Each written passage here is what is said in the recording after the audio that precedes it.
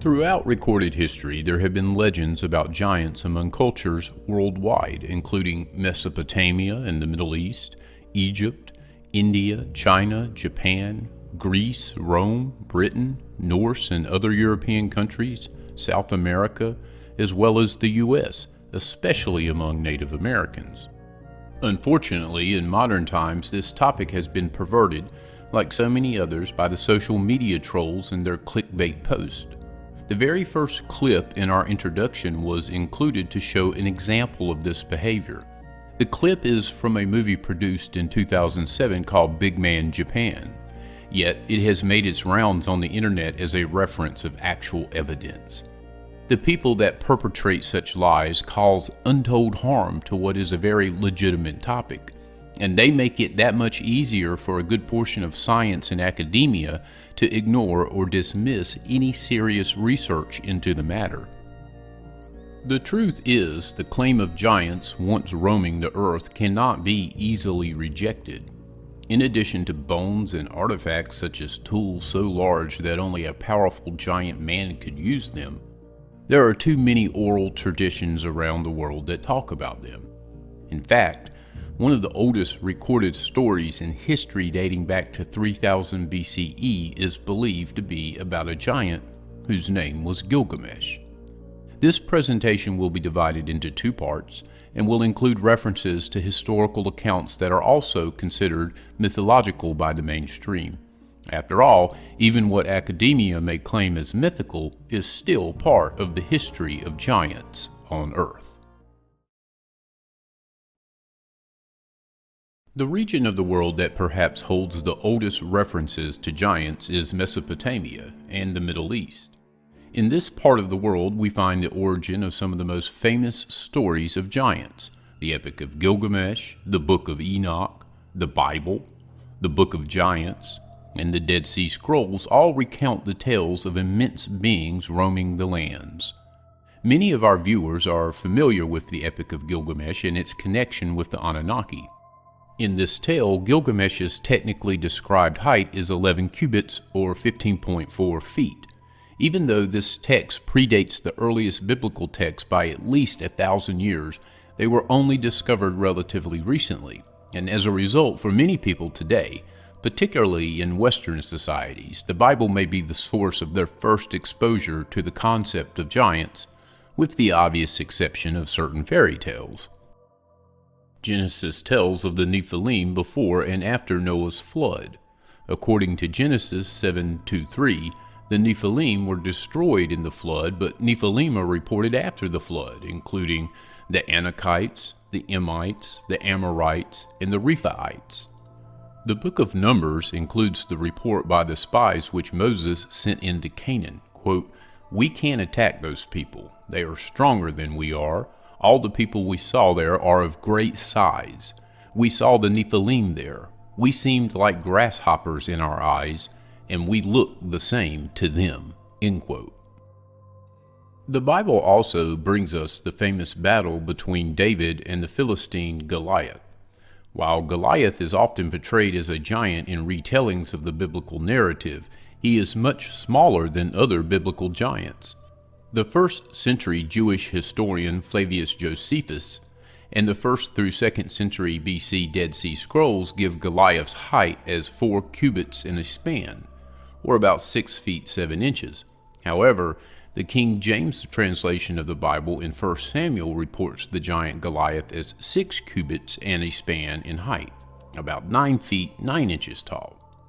Josephus also described the Amorites as giants in the Antiquities of the Jews circa 93 AD, indicating that some sort of fossils may have been on display at the time, quote, "for which reason they removed their camp to Hebron, and when they had taken it, they slew all the inhabitants. They were till then left the race of giants, who had bodies so large and countenances so entirely different from other men, that they were surprising to the sight and terrible to the hearing. The bones of these men are still shown to this very day, unlike to any credible relations of other men." End quote. The Book of Giants is an expansive narrative of the biblical story of the birth of giants in Genesis 6, 1 through 4. In this story, the giants came into being when the Watcher, sons of God, were seduced by and had sexual intercourse with mortal women who then birthed a hybrid race of giants. These Watchers and giants engaged in destructive and grossly immoral actions which devastated humanity, including the revealing of heaven's holy secrets or mysteries to their wives and children, and to mankind generally. When Enoch heard of this, he was distressed and petitioned God, who in his long suffering and by divine revelation and counsel called Enoch to preach repentance unto them, that the earthly races might avoid God's wrath and destruction. In his mercy, God chose also to give the fallen watchers an additional chance to repent by transmitting dreams to several of their giant sons, including two brothers named Oya and Haya, who relayed the dreams to an assembly of their Gogori and Nephilim companions. This assembly of watcher giant associates were perplexed by the dreams, so they sent a giant named Maweh to Enoch's abode and to the places of his preaching. Enoch, in his attempt to intercede on their behalf, provided not only the oracle that the watchers and giants had requested, but also twin tablets that revealed the full meaning of their dreams and God's future judgment against them. When the watchers and giants had at last heard heaven's response, many chose, in their transcendent pride and arrogance, rather than to turn from their evil ways, to act in defiance against God.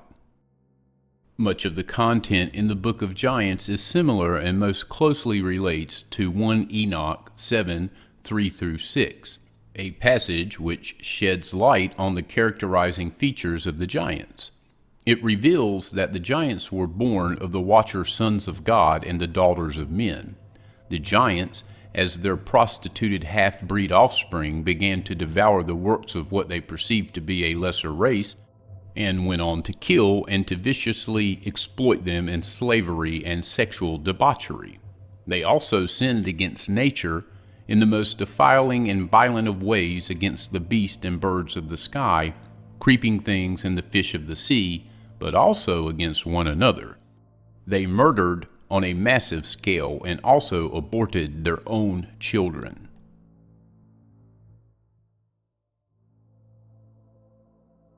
Saddad bin Ad was believed to be the king of the lost Arabian city of Iram of the Pillars, mentioned in Surah 89 of the Quran. The Book of Wonders is an Arabian medieval compilation about Egypt and the world before the Great Deluge. It claims that the people of Ad were giants. It is said the king, quote, built the monuments of Dashur with the stones that had been carved in the time of his father, end quote. Before this, the giant Harjet had begun its construction.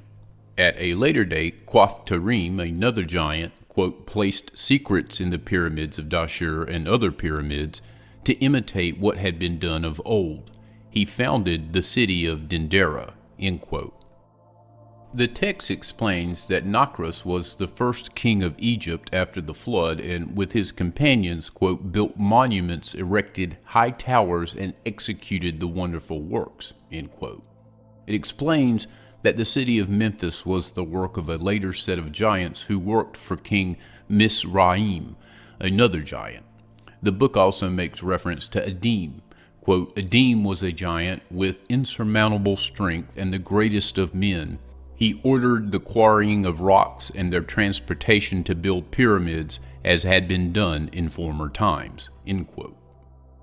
The followers of Horus are many times referred to as giants who created the primordial mound at Giza, long before the pharaohs built the first pyramids. Early archaeological excavations by Professor Walter B. Emery in Egypt support this theory. Quote, towards the end of the 4th millennium BC, the people known as the disciples of Horus appear as a highly dominant aristocracy that governed entire Egypt. The theory of the existence of this race is supported by the discovery in the pre-dynastic tombs in the northern part of Higher Egypt of the anatomical remains of individuals with bigger skulls and builds than the native population, with so much difference to exclude any hypothetical common racial strain." End quote. Additionally, in the Edfu building text, author Freddie Silva discovered this description of giant gods. Quote, "Advice to initiates in the temple of Edfu offers a glimpse as to what the builder gods may have looked like, since the initiates were instructed to stand up with Ahu, gods who stand up, who measured 9 cubits tall. That's approximately 15 feet or 4.6 meters." End quote.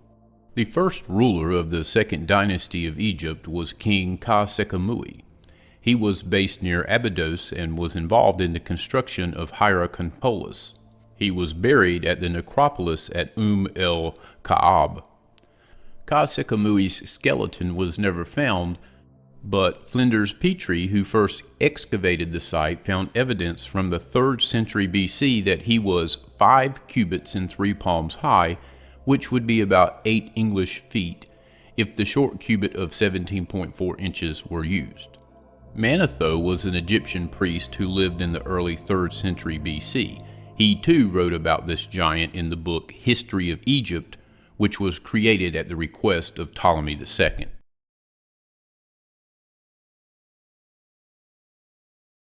In Hinduism, the giants are called Daityas. The Daityas were the children of Diti and the sage Kashyapa, who fought against the gods or devas because they were jealous of their deva half-brothers. Since Daityas were a power-seeking race, they sometimes allied with other races having similar etiology, namely Dainavas and Asuras. Daityas, along with Dainavas and Asuras, are sometimes called Rakshasas, the generic term for a demon in Hindu mythology. Some known Daityas include Hiranyakashipu and Hiranyaksha.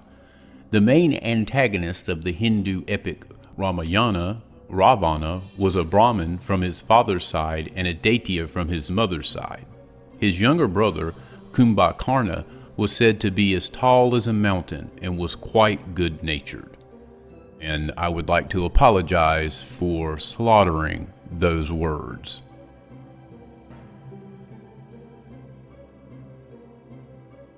In China, there is a tale of Quafu, a giant who followed the sun.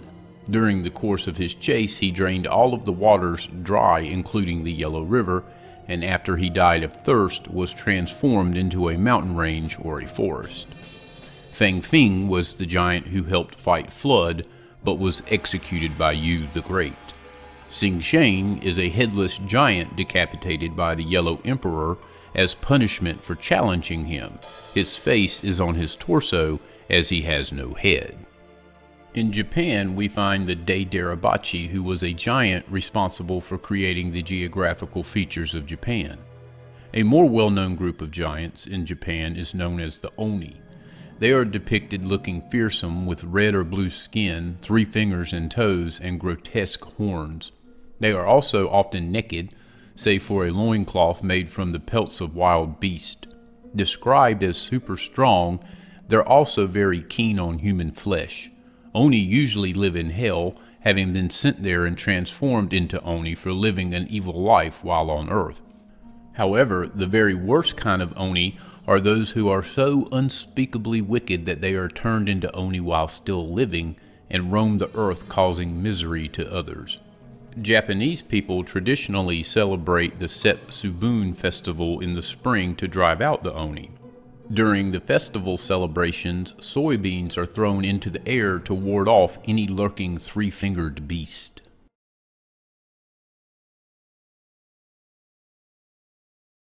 The Gigantes were, according to Hesiod, the children of Uranus and Gaia. They were involved in a conflict with the Olympian gods called the Gigantomachy, when Gaia had them attack Mount Olympus. This battle was eventually settled when the hero Hercules decided to help the Olympians. The Greeks believed some of them, like Enceladus, to lie buried from that time under the earth, and that their tormented quivers resulted in earthquakes and volcanic eruptions. The Cyclops are also compared to giants due to their huge size. The elder Cyclops were the children of Gaia and Uranus, where they later made Zeus's master thunderbolt, Poseidon's trident, and Hades' helm of darkness during the Titanomachy. The Hecatoncheires are giants that have 100 arms and 50 heads, who were also the children of Gaia and Uranus. Other known giant races in Greece include the six-armed Gegenus, the northern Hyperboreans, and the cannibalistic Laestrygonians. Whereas the Mesopotamian region holds the oldest references to giants, Greece perhaps holds the most prolific references. Here is a significantly abbreviated list that we will quickly scroll for your reference.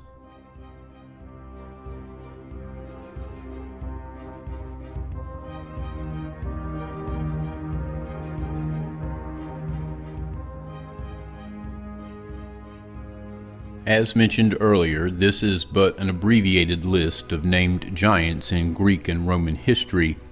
The list literally goes on and on.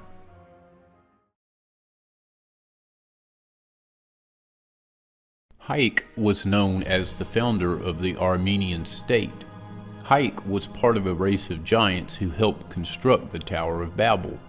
Haik was handsome and personable with curly hair, sparkling eyes, and strong arms.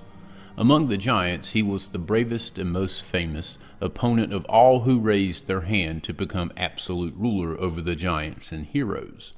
Mount Nimrut is known to have received its name from an Armenian tradition in which Nimrod was killed by an arrow shot by Haik during a massive battle between two rival armies of giants to the southeast of Lake Van. In Bulgarian history, giants called the Ispolini inhabited the earth before modern humans. They lived in the mountains, fed on raw meat, and often fought against dragons. Ispolini were afraid of blackberries, which posed a danger of tripping and dying, so they offered sacrifices to that plant.